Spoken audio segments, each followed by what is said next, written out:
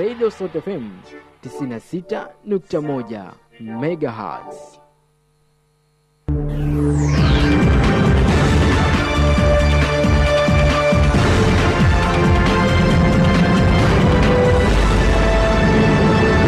Radio Sauti FM, ufuatao ni muhtasari wa habari.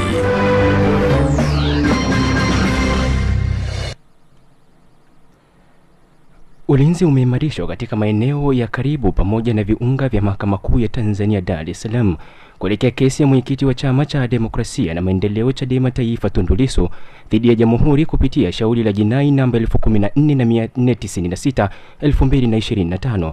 Katika kesi hii Lissu anaomba mahakama irejelee uamuzi wa awali wa hakimu anaendesha kesi ya uchochezi na mkabili ambaye alikubali maombi ya upande wa Jamhuri kusikiliza ushahidi wa mashahidi wa siri. Naibu Waziri wa Mambo ya Nje na Ushirikiano wa Afrika Mashariki Kosato Chumi amesema chama cha mabunge ya nchi za Jumuiya ya Madola CPA kanda ya Afrika kina mpango wa kujenga hoteli yenye hadhi ya nyota 5 jijini Dodoma.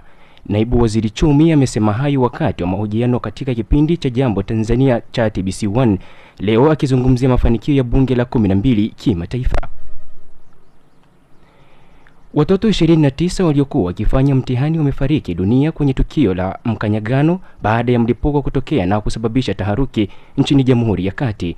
Taarifa iliyotolewa nchini humo imesema tukio hilo limetokea baada ya transformer ya umeme katika shule ya upili ya Batheremi Boganda katika mji wa Bangui kulipuka na kusababisha moshi ulioleta taharuki miongoni mwa takriban wanafunzi 6,000.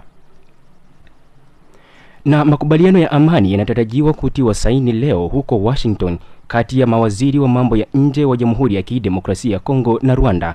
Rasimu ya makubaliano itakayotiwa saini leo inatarajia usitishaji harakati wa mapigano ambapo Kinshasa na Kigali wanatakiwa kutofanya mashambulizi tena, iwe ya moja kwa moja au kupitia makundi ya wapiganaji wanayoyaunga mkono. Mwisho wa muhtasari wa habari kutoka Radio Sauti FM. Taarifa ya habari itakujia ifikapo saa 11 jioni. Mimi ni James Saile.